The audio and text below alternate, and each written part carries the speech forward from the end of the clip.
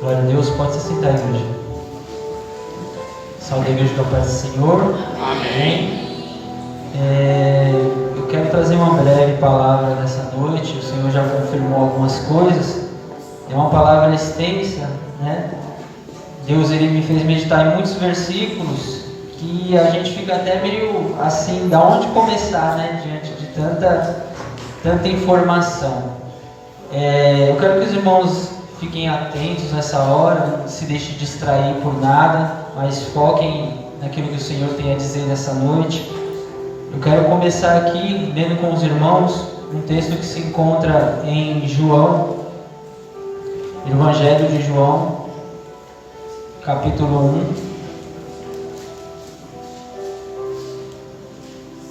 1. Aqui durante o culto, Deus ele já foi falando sobre, eu vi na oração da Juliana, ela dizendo que a gente não enxerga o mundo espiritual, né? Que há uma forma de a gente enxergar a vida, mas a gente precisa de olhos espirituais para que a gente venha enxergar uma atmosfera a qual a gente não consegue ver com os olhos comuns.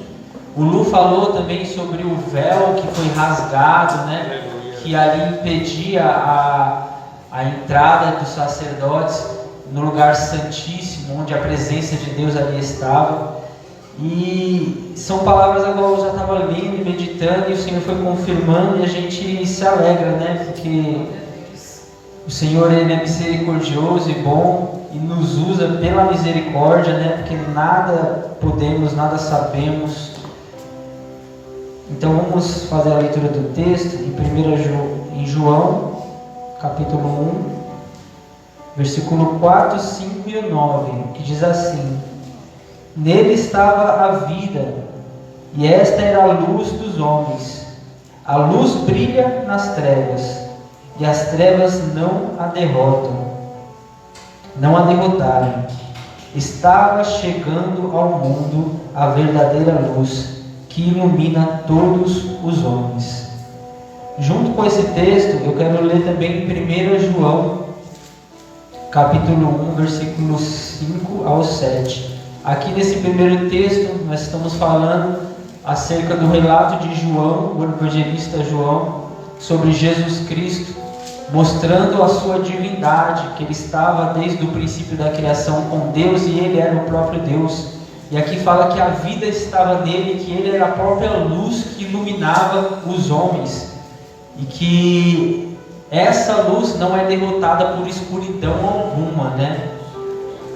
E ele era a verdadeira luz que viria para iluminar a vida de todos os homens. Aqui a gente já consegue ver, meditando nesse versículo, ele relatando um ambiente de escuridão, onde ele é a própria luz que vem para iluminar. Em vários textos bíblicos a gente vê que o mundo ele é colocado como um ambiente de intensa escuridão. Eu ia até usar uma analogia, pedir para o irmão apagar, mas não precisa não. Se a gente apagar todas as luzes, né, quando a gente vê, quando não acende essa daqui, a gente vê que a gente não enxerga nada. Se pedir para os irmãos levantarem e vir ofertar, eu acredito que vão todo mundo tropeçar um no outro. Então, Jesus ele usa de várias simbologias. Deus usa na sua palavra de várias simbologias para poder demonstrar o mundo espiritual através de coisas físicas que a gente pode contemplar e pode tocar. Ele usava isso nas suas parábolas lá quando ele ensinava o povo, falando da erva do campo, porque ele estava sentado ali no monte onde havia uma relva e ele poderia usar como ilustração aquilo para abrir a mente e o entendimento daquelas pessoas. Seria mais compreensível para eles. E essa ilustração eu vejo como uma ilustração geral, porque em todo lugar sempre vai haver luz e vai haver escuridão. Então ele fala: eu sou a luz que veio para iluminar o homem. Quer dizer, todo homem está debaixo de uma intensa escuridão, onde precisa-se de luz para que ele possa enxergar, para que ele possa caminhar de forma segura. E aí, em 1 João, que também é o evangelista João que escreveu essa carta, ele vem falando sobre a mensagem a qual ele recebeu, e resumindo essa mensagem, ele diz assim: esta é a mensagem que dele ouvimos e transmitimos a vocês. Deus é luz, e nele não há trevas alguma. Se afirmarmos que temos comunhão com ele, mas andamos nas trevas, mentimos e não praticamos a verdade. Se, porém, andarmos na luz, como ele na luz está, temos comunhão uns com os outros, e o sangue de Jesus nos purifica de todo pecado. Então aqui João resume de uma forma ilustrativa qual é a mensagem que ele veio para poder comunicar, qual foi a mensagem que ele recebeu e decidiu comunicar. E basicamente é isso: todo ser humano está debaixo de trevas, e ele é a luz que veio para iluminar a vida do homem.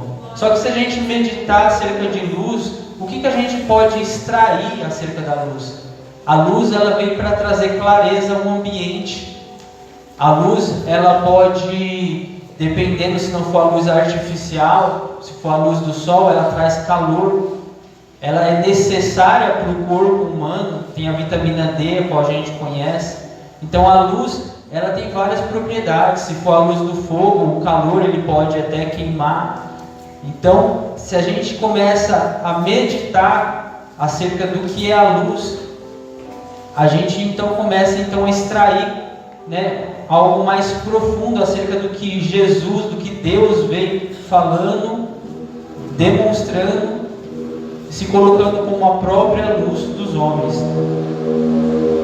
Então a gente vai ver em todas as escrituras, vários textos dizendo, Jesus fala: eu sou a luz do mundo, aquele que vem a mim jamais andará em trevas.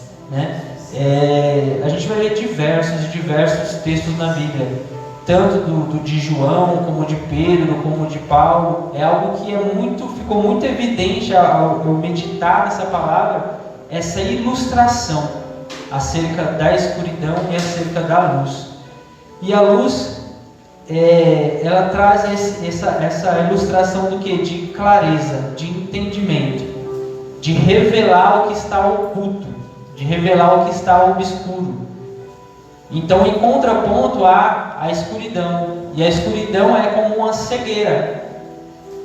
Quando você está num ambiente totalmente escuro, por mais que você tenha uma perfeita visão, você está na mesma condição de alguém que está cego. Essa é a realidade. Ou então, quando você coloca uma venda, mesmo você estando num ambiente cheio de luz, pelos seus olhos estarem vendados, é uma cegueira artificial.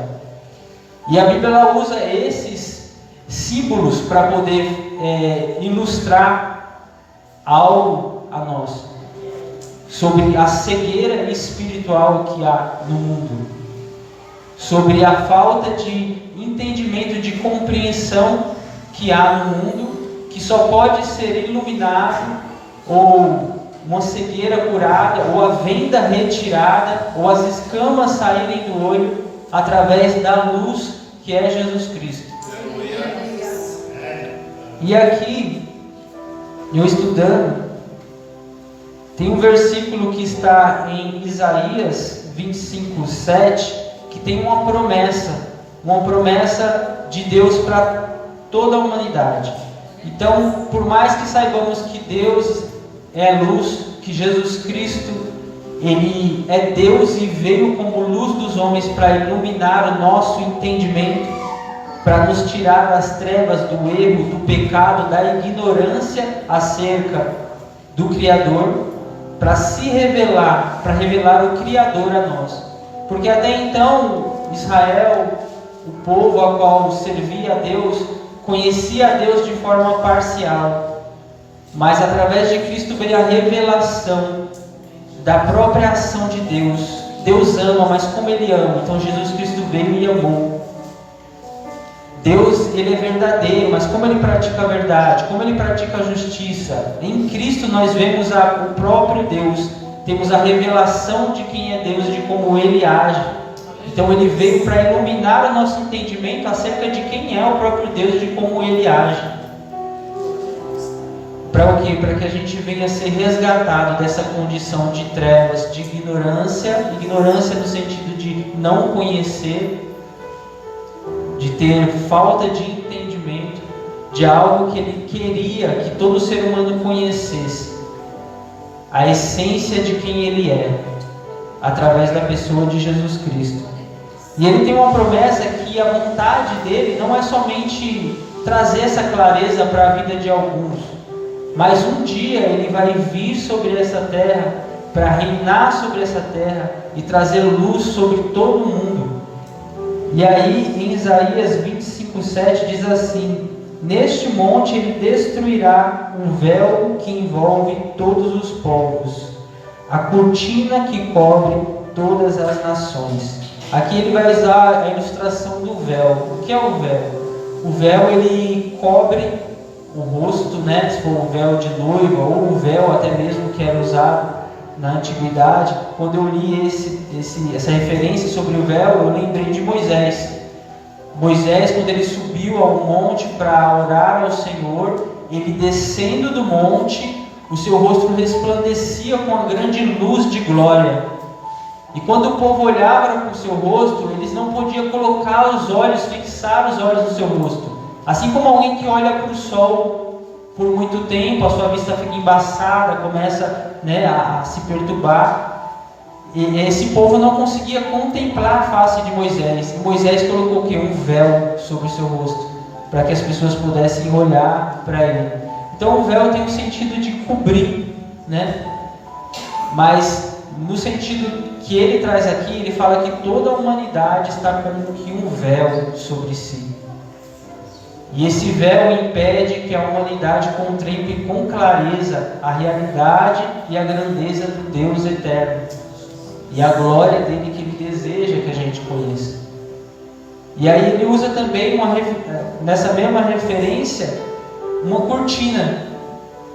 E a cortina também me fez lembrar do tabernáculo, do templo, onde usava-se primeiro para fazer todo o tabernáculo, era feito de cortinas, e tinha uma cortina que separava o lugar santo, onde havia alguns utensílios que foi ordenado por Deus, do lugar santíssimo, onde estava a arca da aliança, que simbolizava a presença de Deus. Então o véu separava as pessoas de entrarem de qualquer forma na presença de Deus, no lugar de glória. E aqui ele fala que havia como um véu e como uma cortina que encobre todos os povos, as nações. E que esse véu e essa cortina ela vai ser tirada. E que então andaremos à luz do Senhor. Em Apocalipse vai falar: e as nações andarão à sua luz. E contemplarão realmente quem Ele é. Mas por enquanto a revelação que temos dessa luz que nos traz a clareza de quem é Jesus Cristo. E aqui o Senhor me fez meditar realmente sobre a questão da cegueira espiritual. Este mundo de trevas, ele já é obscurecido por conta do pecado que há em nós. Há essa dificuldade de contemplarmos ao Senhor por conta do pecado, por nós mesmos, por mais que quiséssemos, se pegássemos a Bíblia e lêssemos sem a ação de Deus para revelar quem é o Filho, sem a humildade, a sinceridade e a fé de nos achegarmos a Ele, não teríamos a luz necessária para enxergarmos quem é Jesus Cristo. Tem uma passagem que diz: ninguém conhece o Filho senão o Pai, ninguém conhece o Pai senão o Filho, ou aquele a quem o Pai deseja revelá-lo. Quando Pedro uma vez falou: quem os homens dizem que eu sou? Jesus perguntou para os discípulos. E o discípulo falou: você é Elias. Alguns dizem que você é Elias, alguns dizem que você é um profeta. E ele pergunta: e vocês? Quem vocês dizem que eu sou? Pedro, ele fala: você é o Cristo, o Filho do Deus vivo. E o que Jesus fala para Pedro? Bem-aventurado é você, Pedro, mas isso vos foi revelado pelo meu Pai e não pelo seu próprio entendimento. Então há um lugar de revelação espiritual, há um lugar de clareza a qual a gente pode alcançar em Deus, que não vem por meio do raciocínio comum, humano, normal, que não vem por meio da visão e da ótica comum e normal, é por meio da fé, é por meio de se achegar a Cristo humildemente, porque em contraponto o que traz a cegueira espiritual é a incredulidade. Em 2 Coríntios, no capítulo 5, capítulo 4, versículo 4, ele vai falar que o Deus dessa era cegou o entendimento dos descrentes, dos incrédulos, para que não vejam a glória da face de Cristo que é anunciada no Evangelho. Então, incredulidade, quando você endurece o coração para Deus, isso te leva à cegueira espiritual. No contraponto, a fé, a humildade, o quebrantar do coração, como Davi diz, ao coração quebrantado e contrito, esse o Senhor não despreza. Fala, sem fé é impossível que agrademos a Deus. Então a fé, a humildade, faz com que esse véu caia da sua visão, faz com que essa cegueira caia, com que seus olhos se abram. E aqui tem alguns textos a qual o Senhor colocou no coração, que eu quero ler para que venha ficar mais claro esse assunto. Texto que se encontra em Apocalipse capítulo 3. Então nós entendemos que a Bíblia nos fala que há uma cegueira universal, uma cegueira sobre todo mundo, como se um véu, uma cortina encobrisse o entendimento das pessoas, que ela não conseguisse se achegar a Deus por suas próprias forças, mas através de Jesus Cristo, que é a luz do mundo, por meio da fé e da humildade, conseguimos ter acesso a essa luz e então se ver livre dessa cegueira. Mas isso é para sempre? Isso nos livra de uma total cegueira? A Bíblia nos diz que a vereda do justo, o caminho do justo, é como a luz do amanhecer, que vai brilhando pouco a pouco até que se torna dia completo. Então talvez nós tenhamos um primeiro nível de revelação de Deus quando nos achegamos a Jesus Cristo, mas é necessário que a gente venha crescer nesta luz, é necessário que a gente venha crescer nesse entendimento, para que cada vez ele venha dar mais e mais luz ao nosso caminho. E aí eu vi também que a própria igreja, ela corre o risco ainda de voltar a uma cegueira, de cair numa cegueira. Mesmo estando exposto à luz de Cristo, ela pode ter uma miopia espiritual. Ela pode não enxergar da forma como o Senhor realmente deseja que ela enxergue. Em Apocalipse 3, no versículo 15, diz assim: Conheço as tuas obras, sei que você não é frio e nem quente. Melhor que fosse frio ou quente. Assim, porque você é morno, não frio e nem quente, estou a ponto de vomitá-lo da minha boca. Você diz, isso ele está falando que a igreja morna diz, aquele que é morno espiritualmente diz, você diz, estou rico e adquiri riquezas, e não preciso de nada. Não o reconhece, porém, que é miserável, digna de compaixão, pobre, cego e está nu. Dou este conselho: compre de mim ouro fino, refinado no fogo, e você se tornará rico. Compre roupas brancas e vista-se para cobrir a sua vergonha. Compre colírio para ungir os seus olhos e poder enxergar. Repreende e disciplino aquele que eu amo, porque por isso seja diligente e arrepende-se. Eis que estou à porta e bato. Se alguém ouvir a minha voz e abrir a porta, entrarei e cearei com ele e ele comigo. Aqui é uma descrição acerca da igreja, uma igreja a qual ela não era quente nem fria, a qual ela ficava ali medianamente, num padrão mediano. Não, eu não vou nem avançar muito e não vou também nem retroceder, vou ficar por aqui, né? Vou ser mediano. O Senhor não nos chamou para ser medianos. A gente pode ser mediano em qualquer coisa particular nossa, né?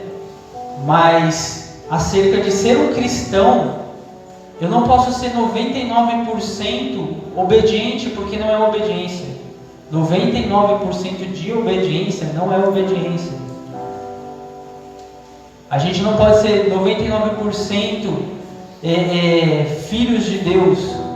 A gente não pode ser mediano naquilo que diz respeito à fé. A fé é algo que te pede para você entregar tudo ou não entregar nada. Ela é assim. Por isso que muitas das vezes a gente vê muita gente, muitas igrejas mornas, pessoas mornas. Por quê? No decorrer da caminhada, a gente entra na fé, a gente começa uma caminhada. Isso acontece com nós, aconteceu comigo, acontece com qualquer um de nós. A gente não entende direito a clareza daquilo que Deus nos pede. E quando entendemos, só temos duas atitudes: ou damos alguns passos atrás, ou caminhamos alguns passos à frente. Mas não tem como ser morno, porque o Senhor Ele nos pede tudo. É 100% de tudo que nós somos e temos. E aqui essa igreja, ela tinha uma visão que é uma visão das igrejas que tem por aí hoje, que acha que a riqueza é a solução para os problemas. Então ela fala: estou rica, fui enriquecida, não tenho falta de nada, de coisa alguma. Mas mal sabia ela que espiritualmente ela estava pobre, que ela era miserável, que estava nua diante do Senhor. Essa é a condição que ele enxergava dessa igreja. Então isso nos alerta, porque não é o fato de ser igreja que nos impede às vezes de estar exposto a um tipo de cegueira espiritual.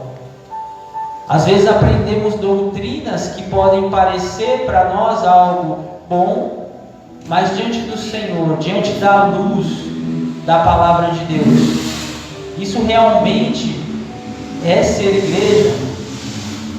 E a gente contempla por aí pessoas que acham que um cristão verdadeiro é um cristão próspero, é um cristão que alcançou tal estatura, tal posição, que tem todas as coisas que este mundo apresenta, que está com os olhos, na verdade, abertos para a cobiça, né? E cego espiritualmente para as coisas de Deus. Então aqui ele deixa o alerta, e ele fala que isso, essa repreensão que ele está trazendo sobre essa igreja, é porque ele ama a igreja. Ele fala: repreendo e disciplino todo aquele que ama, eis que estou à porta e bato. A gente usa muito esse versículo para falar para o pessoal lá fora, para evangelizar as pessoas. Falar: o Senhor está à porta batendo. Mas essa referência é usada para a igreja. Jesus está do lado de fora da igreja. A igreja está achando que está sendo igreja, que tem muito, que está bonita, que está abalando, mas na verdade Cristo está do lado de fora batendo, falando: se você abrir, eu vou me assentar à mesa com você e vou ceiar com você. Então realmente você será igreja de verdade. E quando eu li esse versículo e essa partinha, o Senhor me fez me lembrar sobre os dois discípulos do caminho de Emaús, a qual ele estava caminhando com eles, com Jesus, mas não sabiam que era Jesus, não reconheceram que era Jesus. Jesus tinha sido crucificado, ressuscitou. Esses dois discípulos provavelmente estavam entre os 70, né, que andou com Jesus, e reconheceriam Jesus se vissem ele. Mas naquele momento que ele estava caminhando com eles, eles não reconheceram Jesus, porque Jesus não queria se revelar a ele. Então eles começaram a conversar, e aí ele perguntou: o que vocês conversam? Não sabe o que está acontecendo em Jerusalém? Foi morto aquele que esperavam ser o Messias. E aí Jesus começa a conversar com ele e explicar. desde Moisés, em todos os profetas, o que se falava a respeito do Cristo e o que haveria de acontecer com ele, que era morrer, crucificado. Chegou em certo ponto da viagem, eles chegaram na cidade dele, e Jesus fez com que iria mais um pouco distante. Então eles chamaram, convidaram. Nossa, essa conversa está boa, né? Essa conversa está boa demais. Vem e entra conosco, dorme aqui, faz pousada aqui. E aí eles entraram e se assentaram junto com Jesus. E aqui na passagem, que é em Lucas 24,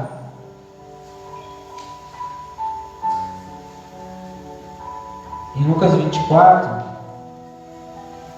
ele diz que quando ele partiu o pão, ao partir o pão, os olhos desses discípulos se abriram. E aí então ele desapareceu diante deles. E o que eles falaram? Não ardia o seu coração quando ouvíamos ele falar no caminho acerca daquelas coisas? Então duas coisas aconteceram no momento em que Jesus, que bate a porta, entra e se assenta à mesa e parte o pão comigo e com você.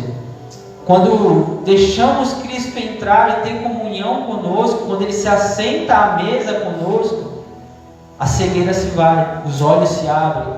Então contemplamos quem verdadeiramente o Senhor é. Isso vem de comunhão, isso vem de intimidade, isso vem da gente se assentar com Ele à mesa. E outra coisa acontece, a gente percebe o arder do coração, a chama queimando no coração, pelas palavras de Jesus. Então se Jesus está batendo ao seu coração, convide Ele para entrar. Não tenha luz somente ao seu redor, não tenha somente os seus olhos focados na luz. A gente pode até enxergar onde está a luz e está no lugar escuro.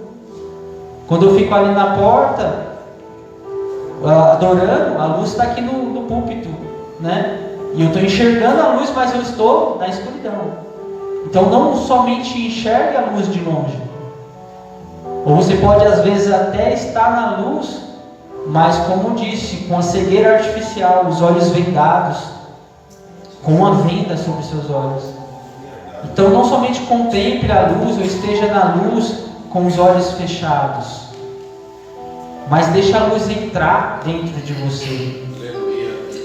Deixa a luz fazer morada em você. Glória a Deus, aleluia. Para que então ela possa transformar verdadeiramente o nosso interior. Aleluia. A cegueira vai-se embora se você deixar a luz entrar. O seu coração vai arder novamente, vai queimar novamente pela palavra do Senhor. Porque ela também é luz.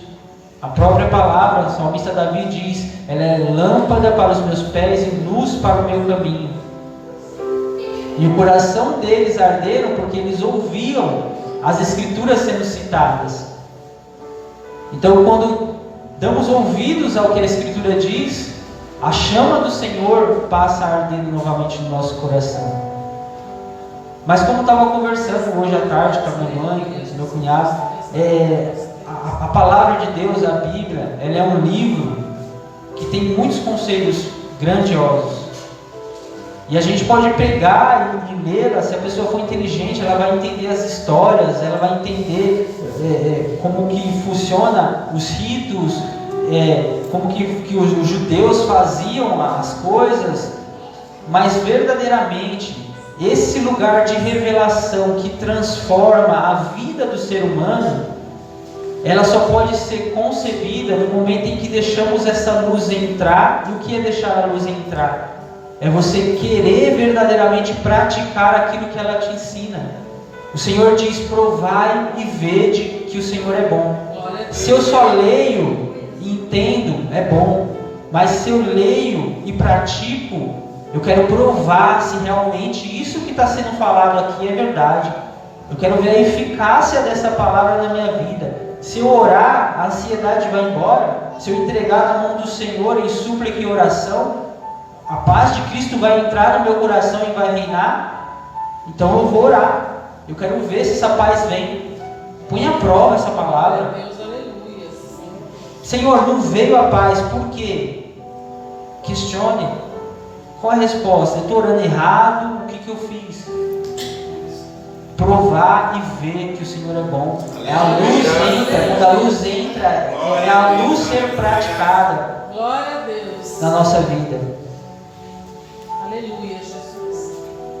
Deus maravilhoso. Aqui também a gente fala sobre não somente uma cegueira universal sobre o mundo, não somente uma cegueira que pode vir também sobre a igreja, mas também tem a cegueira pessoal.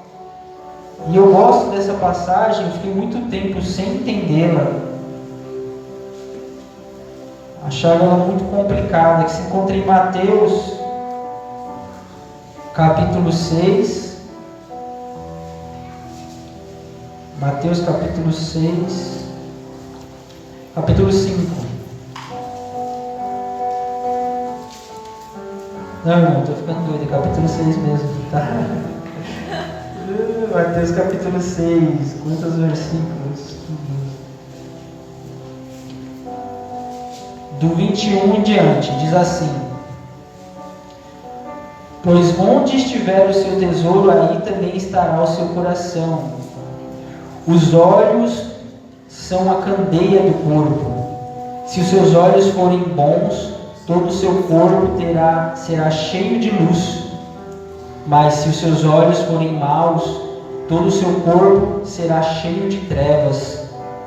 Portanto, se a luz que está dentro de você são trevas, que tremendas trevas são. Ninguém pode servir a dois senhores, pois odiará um e amará o outro, ou se dedicará a um e desprezará o outro. Vocês não podem servir a Deus e ao dinheiro. Ele entra num contexto onde ele fala sobre cobiça. Ele fala onde está o tesouro do homem, aí ele põe o seu coração, ele põe o seu ser, ele põe a sua vontade, o seu desejo. E no final desse versículo ele fala que não dá para servir a dois senhores. Então é um contexto onde ele fala da cobiça. E a cobiça vem pelos olhos. A gente olha para esse mundo e a gente deseja algumas coisas. Lá em João, 1 João 2,15 vai dizer: tudo o que há no mundo não provém do Pai, que é a cobiça dos olhos, a cobiça da carne e a ostentação dos bens. E aqui ele vai falar: se nossos olhos forem bons, todo o nosso corpo terá luz. Quer dizer, como eu olho, como eu vejo a vida, o mundo, aquilo que meus olhos captam e que eu desejo, é o que vai ser trazido para dentro de mim. Se a riqueza, o ouro, é o que brilha no meu olho, é o que faz com que eu fique animado, alegre, eu vou lutar por aquilo, eu vou correr por aquilo. Isso vai tomar conta do meu coração e vai ser o que vai me mover. Então, se os seus olhos forem bons, o seu corpo terá luz, mas se os seus olhos forem maus, o seu corpo terá trevas. Muitas das vezes estamos dentro da igreja, somos cristãos, já recebemos a luz do Senhor, temos a luz do Senhor, mas deixamos nos desanimar, andamos amedrontados por conta daquilo que nossos olhos veem e trazem para dentro de nós. Quer dizer, você pode estar na luz, ter a luz dentro de você, mas ainda trazer resultados das trevas para dentro de si. É como quando a gente está no monte lá, tem a fogueirinha no meio, né? Tem a luz lá, e a gente está ali olhando para a luz, está vendo os irmãos, aí você vira de costas às vezes para orar, você começa a olhar para aquelas árvores totalmente escuras, né? E a sua imaginação começa a criar, tem um animal ali, ó, tem um bicho morcego, olha lá, tem os olhos vermelhos ali. Então, quando você, mesmo estando ali perto da luz, tendo a luz, se você olha para um lugar onde há trevas, isso vai mover o seu coração, o seu imaginário, isso vai mexer com você. E muitas das vezes a gente está dentro da igreja e a gente para de olhar um pouco para a luz da palavra, para a luz de Cristo, e foca os nossos olhos nas trevas. E o que isso faz com a gente? Traz ansiedade, inquietação, medo, começa a mexer com o nosso interior. Por quê? Tiramos os olhos da luz e focamos nas trevas. Focamos na cobiça da riqueza, focamos no sucesso que os ímpios têm, numa sensação de impunição por aquilo que as pessoas fazem. Senhor, isso o salmista Asaf, o salmista, ele fala, acho que no Salmo 78, ele vai falar: Senhor, eu quase me desviei, porque eu olhei o ímpio e ele prosperava de uma forma, e isso me trouxe angústia. Mas como isso pode acontecer? Por quê? Será que tem resultado tudo isso que eu estou fazendo? Quem está prosperando é eles. E aí ele olhou o resultado final da vida do ímpio e da vida do cristão. E quando ele voltou os olhos para a luz e para a promessa da eternidade, e para todos os resultados que esta luz ilumina a nossa mente, para que venhamos entender que receberemos o reino de Deus, a vida eterna, não somente para aquilo que é futuro, mas para aquilo que realmente Ele já tem feito na nossa vida hoje. Nos momentos de dificuldade, Ele vem com a provisão e nos prospera. No momento da enfermidade, Ele vem com sua mão e cura. Se você mantém os seus olhos focados na luz, você vai ver que o Senhor Ele está agindo, que o Senhor Ele está iluminando. Mas tira os olhos da luz por um segundo, começa a focar nas trevas, a sua imaginação vai ser mexida, seus sentimentos vão ser perturbados. Então que não venhamos somente estar distante olhando para a luz, ou na luz, só que fixando nossos olhos nas trevas. É uma simbologia, uma analogia que, se a gente pega para meditar profundamente, a gente extrai muitas coisas. E o Senhor Ele fala que nós mesmos, quando atentamos nessa luz e trazemos ela para dentro de si, nos tornamos luz para aqueles que estão em trevas. Porque Jesus fala: eu sou a luz do mundo, quem vem a mim nunca mais andará em trevas. Mas depois Ele vai falar: vocês são a luz do mundo. E não pode se esconder uma cidade edificada, iluminada, em cima do monte. Não, ela vai brilhar e todos vão ver ela. Não se pode pegar uma vela e colocar debaixo da cama, no alqueire. Mas ela tem que se colocar onde? No velador, no lugar mais alto da casa, para se iluminar todos os que estão na casa. Então o Senhor Ele quer que você tenha esta luz sobre você, dentro de você, para que você se torne luzeiro nesse mundo, para aqueles que estão em trevas. É isso que a igreja tem que se tornar. Não somos luzes, mas refletimos a luz de Cristo. Glória a Deus, aleluia. Para terminarmos, Aleluia, Deus. quero só deixar mais uma referência. Glória a Senhor Jesus, aleluia. Referência que se encontra em Efésios, capítulo 5.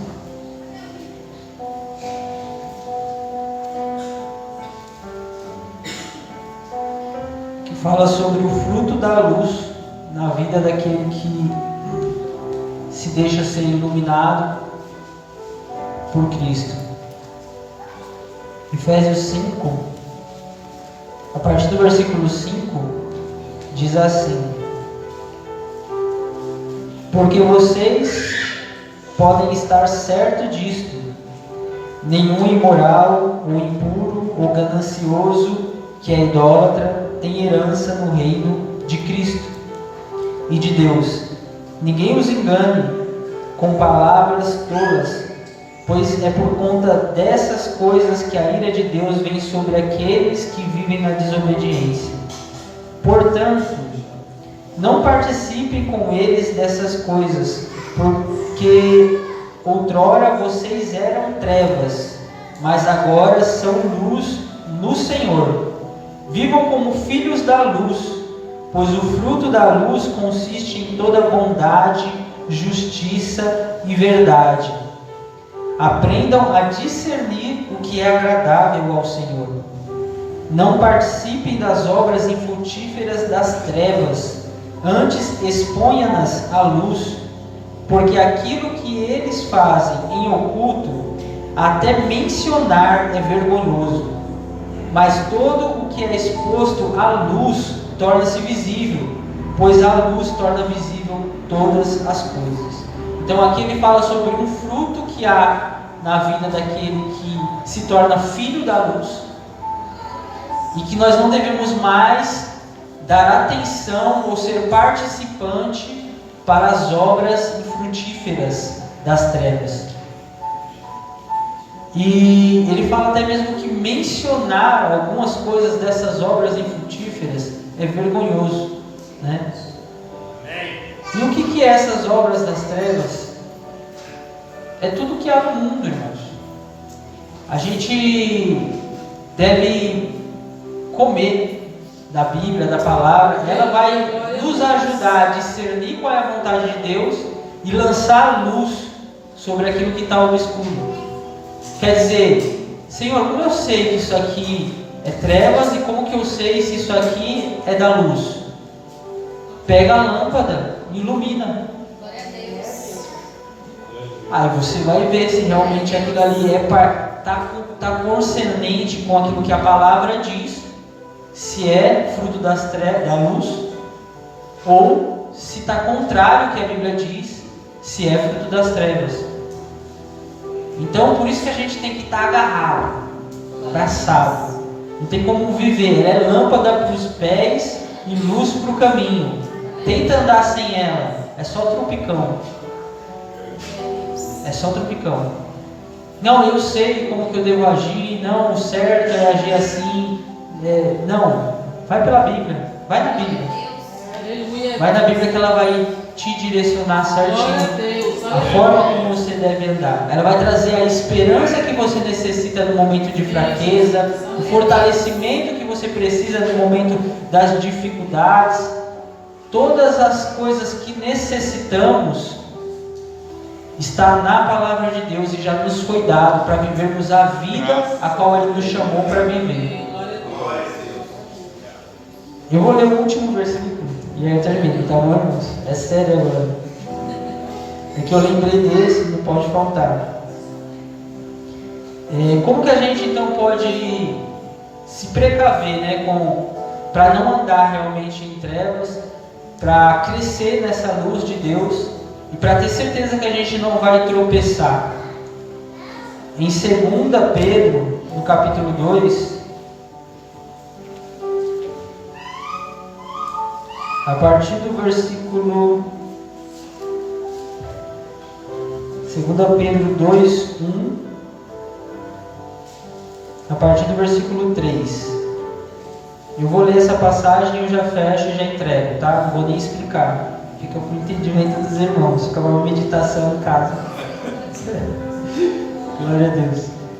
2 Pedro, capítulo 1, versículo 3. Diz assim: Seu divino poder nos deu tudo o que necessitamos para a vida e para a piedade, por meio do pleno conhecimento daquele que nos chamou para a sua própria glória e virtude. Dessa maneira, Ele nos deu as suas grandiosas e preciosas promessas, para que por elas vocês se tornem participantes da natureza divina. Essa é a promessa do Espírito Santo. Versículo 5. Por isso mesmo, empenhe-se para crescer, para acrescentar à sua fé a virtude ou o poder. A virtude, o conhecimento. Ao conhecimento, o domínio próprio. Ao domínio próprio, a perseverança. A perseverança, a piedade. A piedade, a fraternidade. A fraternidade, ao amor. Porque se essas qualidades existirem e estiverem crescendo em sua vida, elas impedirão que vocês, no pleno conhecimento de Deus, do nosso Senhor Jesus Cristo, sejam inoperantes e improdutivos. Todavia, se alguém não tem, está cego, só vê o que está perto, esqueceu-se da purificação dos antigos pecados. Portanto, irmãos, empenhe-se ainda mais para consolidar o chamado e a eleição de vocês. Pois se agirem assim, de forma alguma jamais tropeçarão. E assim vocês estarão ricamente providos quando entrarem no reino eterno de nosso Senhor e Salvador Jesus Cristo. Amém? Então essa leitura nos mostra que há coisas na nossa vida cristã que devemos acrescentar todos os dias. Devemos ter, e não somente ter, mas devemos crescer nessas coisas e acrescentar uma coisa à outra, para que, tendo todas essas coisas, a gente possa estar provido e certo de que entraremos no reino de Deus, e que de forma alguma tropeçaremos. Mas aí ele fala: quem não tem essas coisas está cego, só enxerga o que está perto. Quer dizer, não é uma cegueira total, é uma cegueira parcial, é uma miopia. Não enxergo longe, só enxergo o que está perto. Já esqueci até mesmo da purificação dos meus pecados antigos.